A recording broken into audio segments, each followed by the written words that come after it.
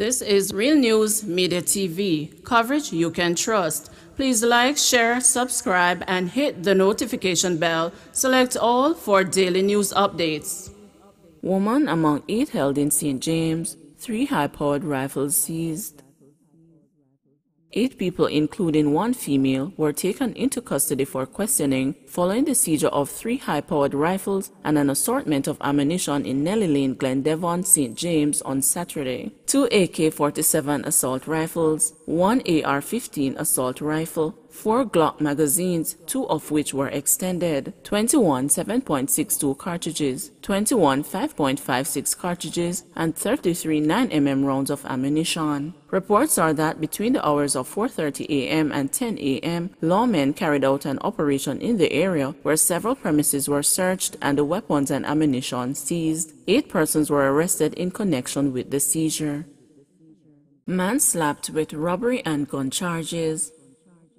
44-year-old O'Neill Beckford, otherwise called Easy Life, a painter of Pimento Walk, Ocho Rios in St. Anne, has been charged after he allegedly used a gun to cause harm to a man and then robbed him in his community in January. Beckford has been charged with illegal possession of firearm and robbery with aggravation following the January 26 dispute. The police said about 4:30 p.m., Beckford used a firearm to inflict several wounds to the complainant's face before robbing him of his personal items. The complainant subsequently made a report to the police and an investigation was launched, the police said. Beckford was later arrested and charged. Security guard arrested after alleged death threats.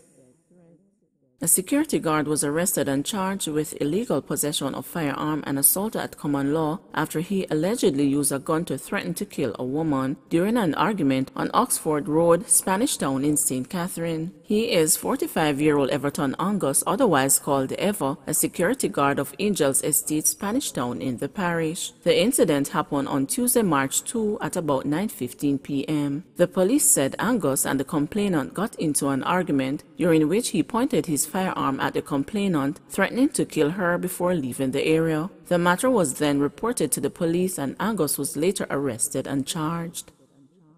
Wholeness to hold press conference today amid surging COVID-19.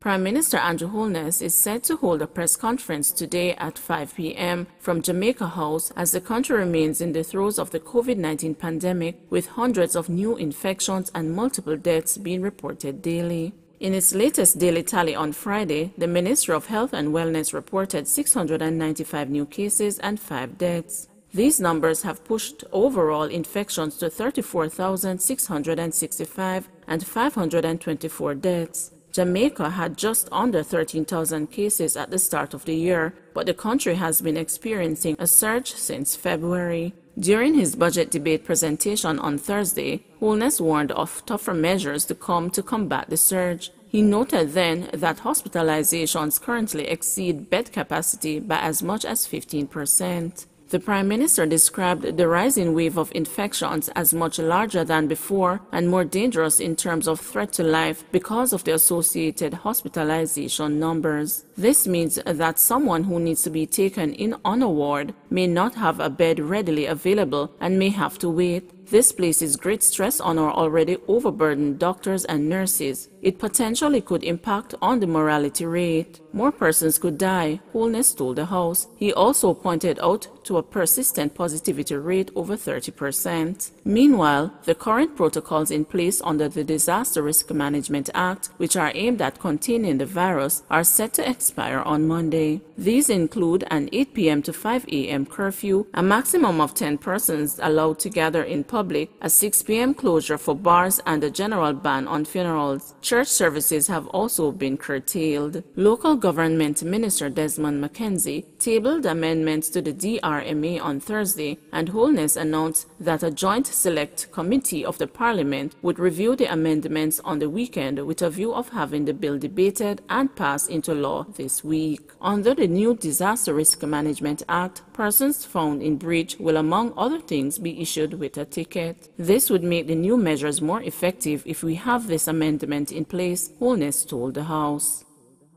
Please remember to like, share, subscribe, and hit the notification bell. Select all for daily news updates.